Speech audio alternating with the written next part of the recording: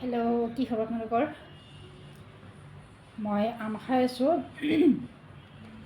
মানে আম খোৱা মানুহ নাই আমাৰ ঘৰত, মানে আম বেয়া পায়, ডাঙৰ মানে ভাল পায়, কিন্তু তাই আজি ঘৰত নাই। তো সেইকাৰণে ভাত বনাব যায়, চব্জি কাটিব লওঁতেই আম এটা ভাগ ভাবিছোঁ ময়ে খাই দিওঁ, বহুত খাব মন যায় আছে। কিন্তু কি জানে, আম খাই থাকোঁতে এটা কথা মনত পৰি ভাবিলোঁ আপোনালোকতো শ্বেয়াৰ কৰোঁ। আগৰে কথা, যেতিয়া আমি বিয়াখন আছোঁ, স্কুলত পঢ়ি আছিলোঁ, তেতিয়া আমাৰ ঘৰতে আম আছিলে। আমাৰ গছ ৩-৪টামান আছিল আমাৰ ঘৰতে আমৰ গছ। কিন্তু কি হ'ব, আমাক কেঁচা আম খাব নিদিয়ে। আমাৰ মাজু ঘূৰাই, মানে আচলতে আমি মাজু ঘূৰা বুলি নকওঁ, মাজু পিতা বুলি কওঁ।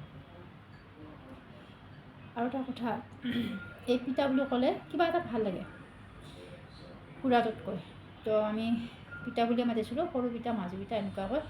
তো আমাৰ মাজু পিতা মানে এই কেঁচা আম হ'লে আমাক মানে বহুত গালি দিছিলে।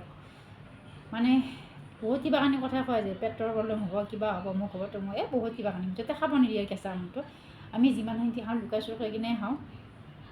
আৰু এই আমটো আমাৰ গছৰে আম, কিন্তু আমি চুৰ কৰি কিনে বেলেগৰ ঘৰত খাওঁ। কিছুমানে নিমখ আনে, কিছুমানে জলকীয়া আনে, কিছুমানে সাৰ আনে, মুঠতে এনেকৈ আৰু মনে মনে খাইছিলোঁ। কিন্তু সঁচাকৈ সেই তেতিয়া যি খাইছিলোঁ আম, সেনেকৈ চুৰ কৰি কিনে, আৰু এতিয়া যি খাই আছোঁ বিন্দাছ, মানে দেখাত একো লুকাব লগা হোৱা নাই, বিন্দাছ খাই আছোঁ। কিন্তু এই আমৰ টেষ্ট ইমান নালাগে যিটো তেতিয়া খাইছিলোঁ, চুৰ কৰি খাইছিলোঁ।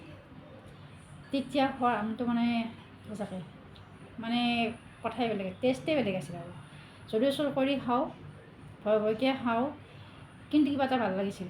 এতিয়া নিচিনা নহয়। সেই ভাবি অকণ আপোনালোকক শ্বেয়াৰ কৰোঁ, কথাখিনি মনত পৰিল আমখিনি খাই থাকোঁতে। আগতে কিমান মনে মনে খাইছিলোঁ আম, ঘৰৰ আম। এতিয়া মানে যদিও মানে থাকে আগত, ইমান খাব ইচ্ছা নাযায়, কিন্তু আজি কিবা মন গ'ল খাবৰ কাৰণে, তাকে খাই আছোঁ আৰু ভাবি আছোঁ। লগতে আপোনালোকতো শ্বেয়াৰ কৰিলোঁ। এনেকুৱা হৈছেনে আপোনালোকক ক'বচোন আগতে মোক।